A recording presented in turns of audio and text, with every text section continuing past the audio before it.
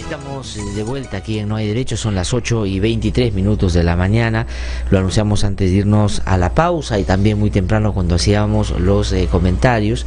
Está ya aquí en nuestros estudios el fiscal Rafael Vela Barba. Él, como ustedes saben, acaba de ser nombrado como coordinador del equipo, digamos, para decirlo en términos más coloquiales, que se ha llamado que investigue el caso Lavallato, así se le conoce, para, digamos, que ustedes claramente lo puedan identificar, lo que nosotros en este programa hemos saludado como una muy buena iniciativa, que se tomó cuando pudo haberse tomado antes esa decisión, para ordenar un poco esto que es la respuesta en defensa del Estado frente a una corrupción que la verdad es bastante compleja.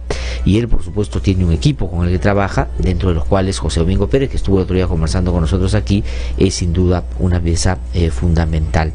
Doctor Rafael Vela, qué gusto saludarlo, buenos días. Cierto está, buenos días, doctor de la Jara, buenos días. Gracias por haber venido a conversar con nosotros esta mañana. Yo quisiera, tomando además algunas declaraciones suyas que han recogido otros medios de comunicación, para después entrar a hablar sobre los casos, hablar sobre el contexto. Ustedes saben, y están embarcados en esto hace ya un buen tiempo, que no solo no es fácil en términos legales, sino que es complejo en términos de los intereses que se mueven detrás de la defensa, los que se sienten interpelados con estas investigaciones. Y claramente, por lo menos yo percibo que hay una contraofensiva de ese sector para tratar de deslegitimar el trabajo de algunos fiscales, no es ya el Ministerio Público. ¿Ustedes son conscientes de que eso es así? Es decir, de que, siendo este un caso tan difícil y complejo, que choca con muchos intereses, hay un alineamiento de algunos sectores para tratar de impedir vía distintas vías, digamos, el trabajo que ustedes están haciendo. Sí, señor Tuestabea, nosotros hemos asumido un reto enorme de carácter institucional. No nos hemos puesto de costado, más bien nos hemos puesto de frente ante la responsabilidad de ser productivos en un caso emblemático, como bien usted lo ha descrito, que es el caso que se conoce con el nombre de Lavallato Perú, ¿no? En ese orden de ideas, yo diría coloquialmente que nos hemos comprado todos los boletos de la rifa, ¿no? Porque si antes en los casos de lavado de activos lindaban con la actividad política cotidiana, es decir, porque el financiamiento de campañas políticas, ya sabemos que las versiones que han sido en su momento proporcionadas por testigos brasileños incluyen a muchas fuerzas políticas que actualmente tienen una representación parlamentaria incluso. A eso le hemos sumado ahora más bien ya los casos de corrupción de funcionarios propiamente dicho, en donde sin duda alguna hay altos intereses políticos, económicos, personales, que nos llevan al escenario que justamente usted describe, ¿no? En donde somos seguramente un blanco de ese reagrupamiento que casi termina siendo un consorcio contra los fiscales que tienen esa responsabilidad. Lo sabemos de que estamos enfrentando un gran reto y sin duda alguna tenemos toda la predisposición y el optimismo moderado de poder responder a la expectativa social conforme corresponde a nuestro trabajo. Nosotros somos fiscales de carrera, somos fiscales que trabajamos por un proyecto de carácter institucional y sin duda alguna también por una legitimidad de carácter social, ¿no? Y en ese esfuerzo nos encontramos, estamos recién experimentando lo que es la unificación de los casos y el diseño de una nueva estructura que entendemos que funcionalmente va a favorecer a lo que es una respuesta pronta del caso. Le vamos a preguntar, doctor Vela, un ratito sobre eso, que es, digamos, el frente más interno, que no ha estado exento también de tensiones, que además se han hecho públicas ya, lo que termina siendo en cualquier sentido lamentable, porque es una cosa que debió haber fluido de manera más natural. Pero me quedo todavía en las externas que tienen componentes internos. ¿Inscribiría usted este tipo de acciones para tratar de, lo voy a poner en los términos más, si uno quiere, funcionales, de evitar que ustedes sigan haciendo su trabajo, lo que está pasando con el fiscal José Domingo Pérez, que curiosamente en los últimos días ha terminado siendo el centro de denuncias que, la verdad, solo con sentido común terminan siendo inexplicables? Pero algunas vienen de fuera, pero otras vienen de dentro. Entonces, ¿las inscribe ahí? Claro, lo que sucede es que dentro de las atribuciones que existen en determinadas oficinas del Ministerio Público, se describen también las de las oficinas de control interno, que están sin duda dentro del contexto organizacional de la institución, pero que para nosotros representan en este momento una seria distracción de lo que es nuestro propósito fundamental, que es estar abocados al desarrollo de las investigaciones y a este proceso de transferencia que se ha tenido que llevar a cabo a partir de una coyuntura que usted ha descrito correctamente, ¿no? que se produce en los cambios que desde nuestra perspectiva eran necesarios. Además son denuncias que vienen de oficio, de tal manera que nosotros estamos habituados a tener que soportar la carga de no solamente la investigación y la esgrima procesal que normalmente se da dentro del contexto de las investigaciones, sino también tenemos que dar respuesta a las quejas que plantean los propios investigados para tratar de legitimar la función fiscal investigativa. Entonces, ahora sí, naturalmente que tenemos que además afrontar un frente interno, ¿no?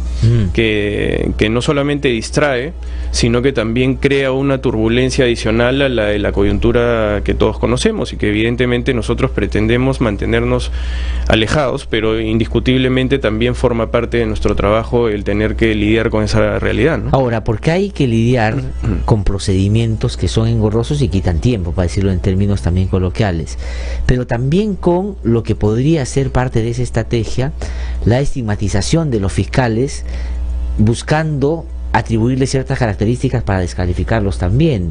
Un congresista ha salido a decir que deberían tomar exámenes psiquiátricos a los jueces y fiscales, porque parece que carecen de ese equilibrio que hay que tener para poder administrar justicia, y eso claramente tiene direccionamiento. Están hablando de fiscales que se han pronunciado abiertamente sobre cosas que no le parecen y claramente están haciendo un buen trabajo. ¿Qué opina de eso? Mire, me parece que es parte justamente de la contraofensiva que se desarrolla a partir de una toma de decisión que corresponde a lo que muchos sectores jurídicos y sociales reclamaban, que era la unificación de las fiscalías en el caso Lavallato específicamente, ¿no? Porque eso implica tácitamente también un fortalecimiento de las mismas, no solamente en términos numéricos, sino también de estrategia propiamente dicha, porque ahora esa línea de investigación y esa proyección, ese planeamiento estratégico es uno solo, y en esa medida buscamos ser más eficientes. No nos creemos dueños de la verdad, pero estamos escogiendo un camino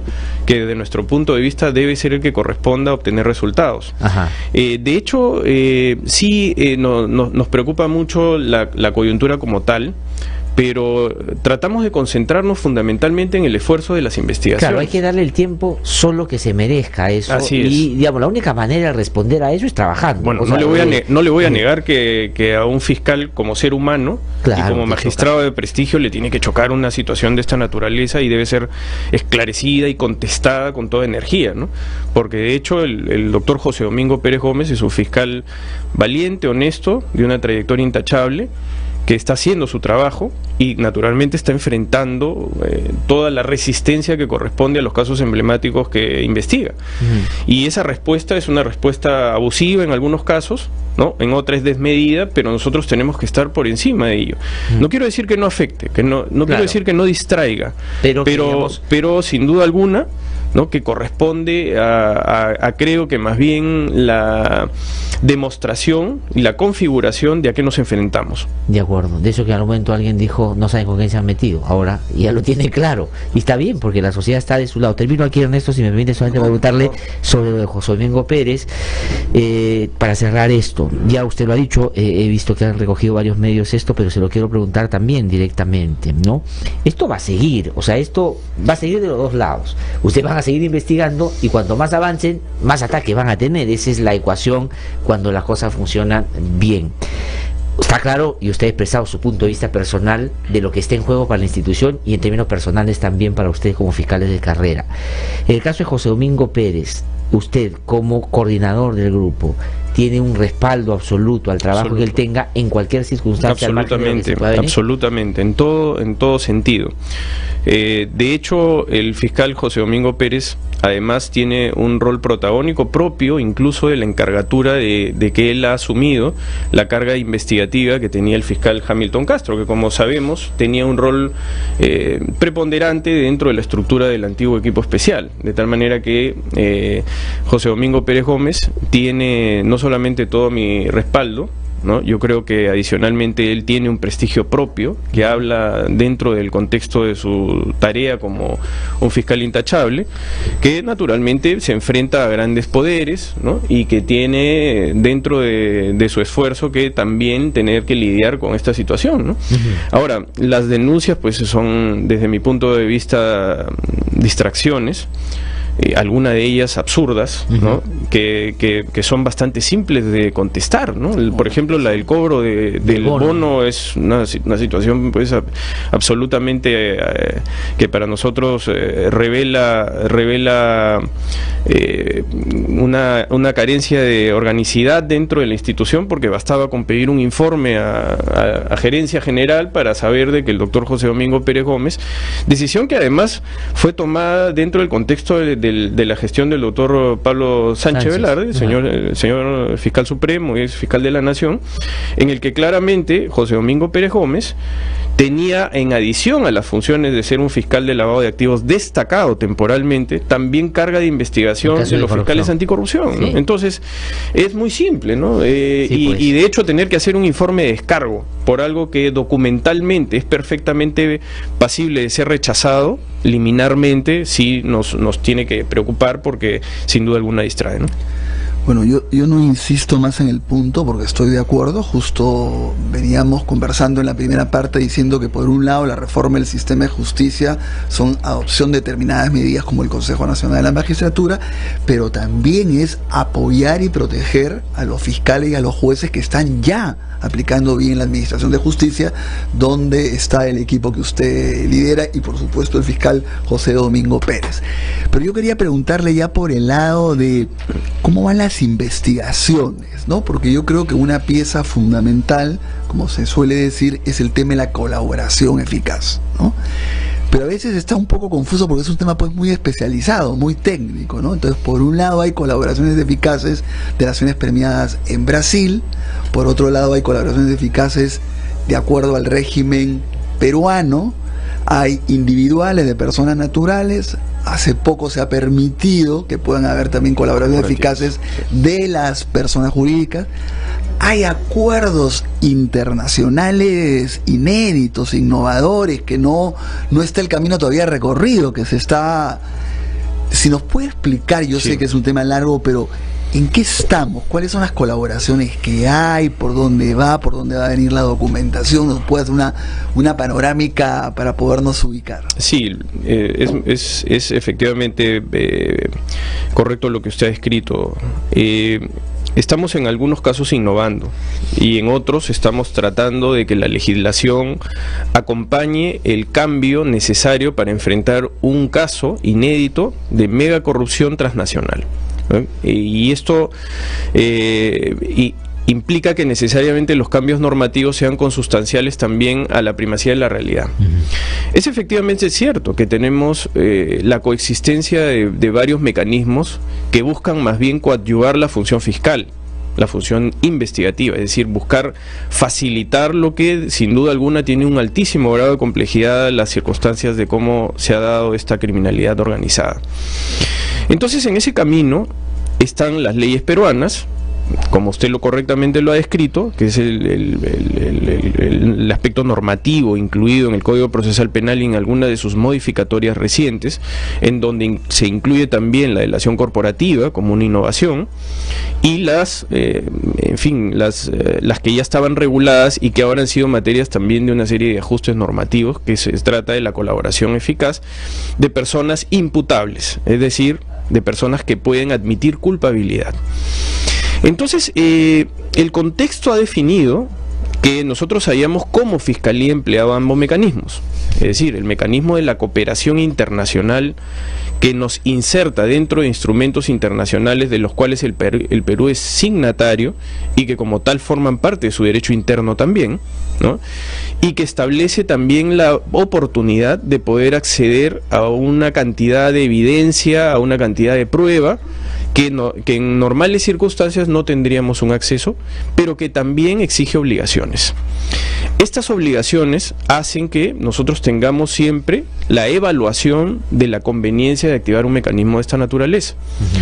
En los mecanismos premiales y en los mecanismos de búsqueda de información fuera del país a través de estos convenios, no existe tampoco la perfección de lo que son las intenciones y motivaciones del sistema de administración de justicia del Perú, porque nos tenemos que insertar dentro de un esfuerzo cooperativo y un esfuerzo que tiene sus reglas. Brasil, por ejemplo, defiende a sus delatores premiados, los protege, y como tal sus reglas para poder hacer uso de la prueba que nosotros podamos obtener a través de esos mecanismos son bastante claras y pétreas casi, ¿no? En ese sentido, nosotros, si queremos acceder a esa prueba, tenemos que firmar acuerdos en el Perú o, en su caso, en Brasil. Ambos tienen un sentido lógico, que es que finalmente la Constitución brasileña prohíbe la extradición de los connacionales y, con mayor razón, los acuerdos de delación premiada blindan a los brasileños para que no sean objeto de ninguna acción tampoco de los gobiernos que pretenden obtener su propia investigación, sus propios procesos, ¿no es cierto? Y a sus delatores, y a la empresa que corporativamente también tiene un acuerdo con la justicia brasileña definido, ¿no? Y este es el llamado acuerdo de la delación del fin del mundo, que es cuando Marcelo Bayedo Odebrecht es vencido por la justicia brasileña, por el grupo de tarea de la Fuerza Lava-Jato en el Brasil, y es condenado a 19 años de pena privativa de la libertad. En ese momento, 77 ejecutivos más la empresa se unen a Marcelo Bayedo Odebrecht y desarrollan todo este esquema de colaboración dentro del Brasil. Ahora, en ese esfuerzo, la justicia brasileña juega un papel preponderante, porque es un aval también de las condiciones para la empresa y un aval de las exigencias que son planteadas a la justicia peruana. Nosotros nos hemos insertado en ese esfuerzo por una cuestión no solamente pragmática, sino también de legalidad, que tiene que ver con el desarrollo de nuestras investigaciones y el cumplimiento de los plazos procesales. ¿Qué sucedió en las fiscalías de lavado de activos? Sucedían que las fiscalías de lavado de activos, dada su propia naturaleza de delito autónomo, podían tener un avance desvinculado de lo que eran las conductas ilícitas previas. Entonces, en ese esfuerzo estábamos de alguna manera condicionados por el desarrollo de los acuerdos de colaboración eficaz en el Perú. Teníamos un caso, por ejemplo, que hasta el momento está todavía, bueno, en este momento tal vez con algún grado de entrampamiento, producto de la dinámica procesal, no de nosotros, ¿no? Ayer, de hecho, se suspendió la audiencia de recusación del juez Concepción Carhuancho, pero este es un caso en donde efectivamente nosotros necesitábamos también consolidar la prueba. La prueba que teníamos en ese momento, el elemento de convicción que teníamos, era la declaración de Jorge Enrique Simoe Barata como aspirante a colaborador eficaz. Pero si nosotros queremos llegar a un juicio, no podemos tener a Barata como un aspirante, sino como un colaborador. Y el problema es que la velocidad de la corroboración no nos acompañaba. Entonces, ¿qué decidimos hacer? Decidimos iniciar una negociación con la justicia brasileña, es decir, con la Procuraduría General de la República de Brasil, con la justicia brasileña y también con la empresa Odebrecht, en este caso directamente, para obtener testimonios que estén dentro de la esgrima abierta de la litigación, es decir, el principio de contradicción. Entonces ellos asumen ya la condición de testigos, no de aspirantes a colaborador eficaz. Pero para eso, para obtener ese testimonio, tenemos que también firmar acuerdos de inmunidad que están relacionados con dos garantías que también tenemos en el país. Una, relacionada con el principio de no autoincriminación de un testigo, y la segunda, la del non bis in idem, es que nadie puede ser sentenciado dos veces por un hecho mismo que ya haya sido objeto de delación en el Brasil y que haya recibido también un tratamiento premial allá. Ahora, entonces, el marco, porque esto es bien importante, ¿no? Y no se discute por lo general así en términos, por lo menos, o en los medios de comunicación.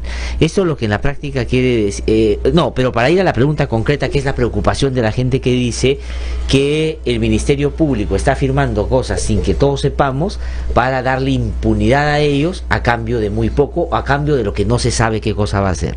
Doctor Vera, yo le pregunto, todo esto que está en el marco, de acuerdo, no podrían ser de otra manera porque ya viene esto acotado por lo que plantea la legislación, los procesos y el cuidado que tienen sus delatores los brasileños. ¿Hay la garantía de que en esas negociaciones que están haciendo y esos acuerdos, lo que van a dar a cambio ¿no es cierto?, de esos beneficios que van a tener, ¿va a ser sustantivo para lo que ustedes quieren conseguir en el caso? O sea, digamos, ¿están convencidos de que vale la pena avanzar en darle o otorgarle a ellos beneficios porque lo que van a dar va a permitir determinar quiénes y en qué modalidad generaron actos de corrupción en nuestro país? A ver, en principio yo quiero hacer un claro deslinde de lo que ha venido siendo la operatividad del equipo especial anterior con lo que nosotros estamos implementando. Si podemos ahora discutir este tema, es porque nosotros hemos ejercido la transparencia correspondiente de hacer público un acta de entendimiento con la empresa Odebrecht, que antes nunca se hizo. Es decir, nosotros en la parte que corresponde al ejercicio de transparencia estamos siendo absolutamente abiertos en algo que no debe tener confidencialidad desde nuestro punto de vista, porque implica también una preocupación desde la perspectiva social ciudadana, ¿no? Entonces el punto famoso 5, que es objeto de muchas preguntas, ahora es posible criticar, discutirlo y nosotros también responder el contexto de cómo es que se dan estas negociaciones. Como en cualquier colaboración eficaz que se está dando dentro del país, los esfuerzos parten del asumir culpabilidad. Pero usted a un colaborador eficaz tampoco puede obligarlo a que asuma culpabilidad por algo que considera que no ha cometido como delito, ¿no? Entonces uno parte de qué cosa el colaborador asume como culpabilidad. Lo que no quiere decir que ese sea un acuerdo que no pueda ser modificado en orden a las circunstancias de cómo se desarrolla. La empresa, según lo que nos han manifestado, es que muchos de los ejecutivos que forman parte de estos acuerdos de delación en general tienen información que no necesariamente ellos manejan al detalle, pero que están dispuestos a brindarla sin ninguna excepción. Lo que no puede suceder, señor Tuesta, y esta es la respuesta a la inquietud del famoso punto 5 del acuerdo, lo que no puede suceder es que si nosotros como Sistema de Administración de Justicia, como Fiscalía del Perú, accedemos a prueba vía el mecanismo de cooperación internacional en Brasil o vía los acuerdos preliminares de colaboración corporativa o personal en el Perú, podamos contraponer esa prueba que le hemos obtenido vía estos dos mecanismos contra una investigación nueva en la que ellos no hayan asumido culpabilidad. Si nosotros somos capaces de construir una imputación en un hecho penalmente relevante que ellos no hayan asumido, nosotros estamos en la absoluta libertad de poder criminalizar e investigar el hecho. Lo que no podemos hacer es usar la prueba que hayamos obtenido vía justicia brasileña para los casos que han asumido ellos como responsabilidad. Para los casos que no hayan asumido como responsabilidad. Pero si nosotros tenemos otras fuentes de prueba, o sea, lo consiguen por otra vía. Por otra vía, nosotros perfectamente podemos abrir procedimiento y la justicia brasileña no se opone a ello. Es decir, la justicia parte brasileña... del acuerdo es respetar que eso es legítimo en términos de que no lo incorpora. Digamos, así es, pero el Ministerio Público no puede abdicar vía un convenio de su función constitucional. Si nosotros tenemos un caso que investigar, lo que nos dice la justicia brasileña es: pueden ustedes investigar y la empresa se va a defender. Porque, como le repito, nosotros no podemos obligar a un delator, a un colaborador, a que asuma culpabilidad por un hecho que dice no haber cometido. Pero nosotros tenemos que ser capaces de investigarlo con la prueba que nosotros hayamos obtenido fuera de esas dos fuentes. Claro, por su propia, digamos, fuera de esas dos fuentes. Rutas de investigación, al margen de la colaboración. Y ellos tendrán el derecho de defenderse también en ese contexto. Ahora, resumo bien entonces si digo que, si bien es cierto, hay acuerdos marco para los casos específicos donde ya estas empresas admitieron responsabilidad, cuyas pruebas que se obtengan ahí van a servir para, digamos, esos casos y no pueden ser usados en otros casos que no están abiertos, pero esto no niega la posibilidad de que se puedan abrir nuevos casos con investigaciones propias que ustedes hagan. Totalmente, o sea, no se cierra la totalmente posibilidad cierto. Además hay otra cuestión interesante, ¿no? Que hay mucha información que la empresa en términos corporativos tampoco puede medir eficazmente hasta que se produzca. Es decir, el testimonio vivo, abierto, es el que produce la información. Y si dentro de esa información hay aspectos relacionados con algún otro delito, es posible también que esos se incluyan dentro de la colaboración eficaz, porque ahora no se han recibido los testimonios. Hay programados ¿no? Es decir, en solicitud coordinada, aproximadamente 7 testimonios, digo aproximadamente porque hay algunos otros que son de otros casos que pudieran darse también, que están listos para ser gestionados dentro del sistema de cooperación internacional, pero que de alguna medida se han visto condicionados por el proceso de transferencia de los cargos, dentro de los cuales pues evidentemente ha habido una cierta también inestabilidad. Ahora, ya hemos concluido con eso. A eso le quería preguntar, porque, o sea, eso ya estaba generando problemas en la relación con los casos mismos, el hecho de que la transferencia no se haya dado de una manera un poco más natural. Sí, efectivamente, bueno, ya hemos culminado con el proceso de transferencia, que para nosotros implicaba también el acceso a información privilegiada que no quisimos tener, justamente para no contaminar ese aspecto que se relaciona ya con tomar la gestión en todo el sentido de lo que es la parte investigativa, ¿no? Sí, y ahora, no por partes, digamos, ¿no? Porque a veces se estila de que van trabajando por partes, ¿no? Pero el manejo de la información es tan sensible que los fiscales han decidido primero recibir toda la entrega de cargo completada para recién poderse internalizar en lo que es el desarrollo de las investigaciones. Ahora, las investigaciones no es que hayan estado paralizadas, porque las únicas personas que han sido separadas de los cargos o que han renunciado son los fiscales provinciales, pero toda la fuerza de adjuntos, que como ustedes podrán entender, son los que realizan también el trabajo, se ha mantenido y se ha sumado más bien los fiscales adjuntos del despacho de José Domingo Pérez Gómez y del despacho de Germán Juárez Atoche. Sí, no, y ahí me consta, por lo que me han contado, que ahí hubo el interés de que algunos se quedaran, pero algunos han renunciado de todas maneras. O sea, para mí es muy importante lo que he aclarado, en el sentido de si es que se encuentra por otra vía pruebas contra casos que vinculen a las personas de Odebrecht, por nuestro lado, sí pueden ser utilizadas, ¿no es cierto?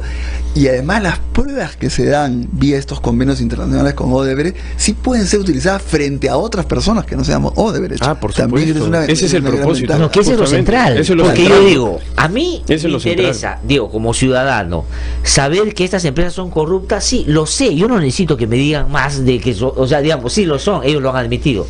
Lo que a mí como ciudadano me interesa es saber qué funcionarios, qué autoridades fueron los que participaron activamente en sus A ver, siempre si me permite solamente un comentario, ¿no? Siempre dentro de lo que es ya el análisis más bien situacional, de encontrarnos dentro ya del trámite de las investigaciones, las decisiones procesales se toman dentro de una coyuntura específica. La decisión procesal de acudir a los mecanismos de cooperación internacional o, en su momento, de plantear colaboraciones eficaces, tienen que ver con la decisión también de no tener una agresividad procesal que no sea consustancial a estos mecanismos. Es decir, ahora se reclama mucho también el aspecto de punición efectiva que pudiera representarse en un momento diferente, de mi punto de vista, contra la empresa. Nosotros creemos que este no es un momento ya para poder especular sobre esa posibilidad. Nosotros creemos firmemente que tenemos que activar todas las herramientas necesarias para la búsqueda de información y poder criminalizar a todas las personas responsables de estos graves delitos. Pero también tenemos que ser pragmáticos en el entendimiento de que en este momento, en esta circunstancia, no podemos pretender tampoco desvincularnos de la primacía de la realidad.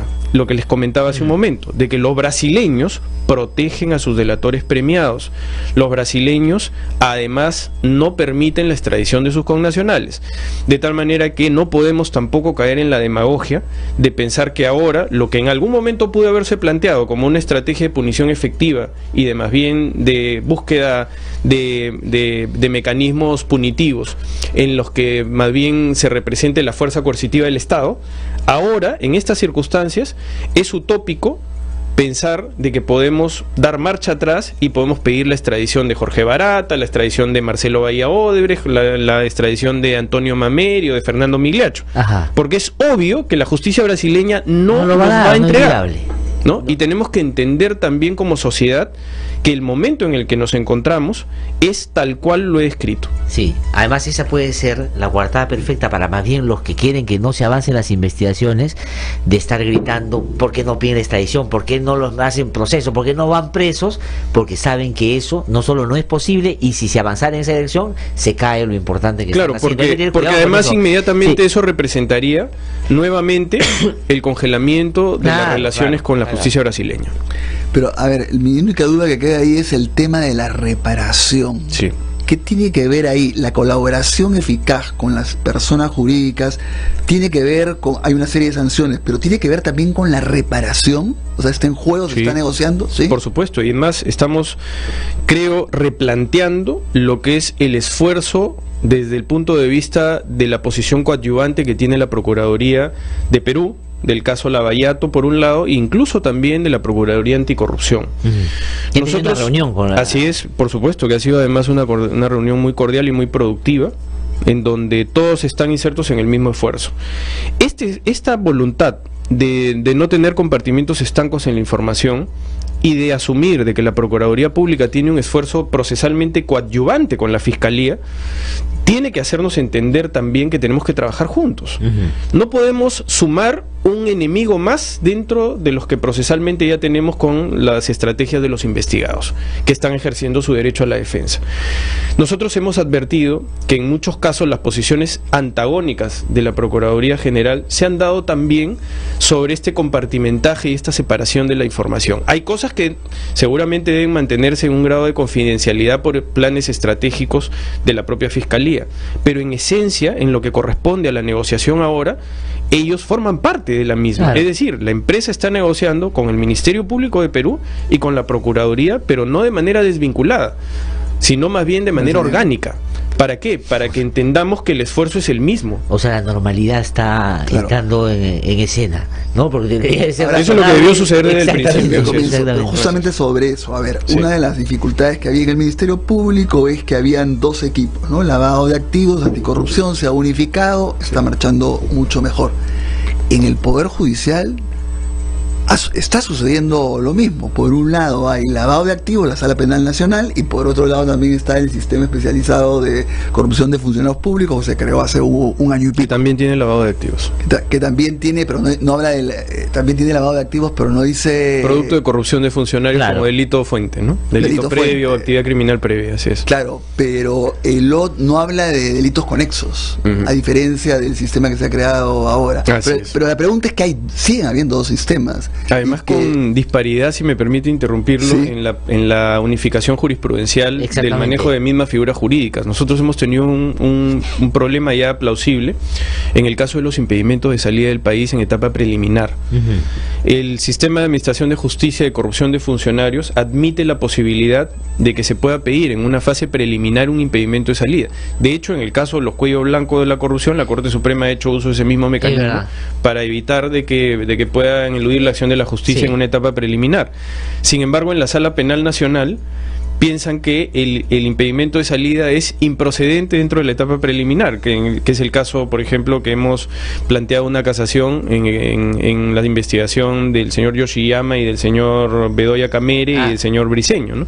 En donde hay una casación en este momento que debe unificar jurisprudencia para determinar si es que el impedimento de salida va a ser una herramienta utilitaria para el Ministerio Público en una etapa de inmadurez, ¿no? Relativa, como es la etapa preliminar, ¿no?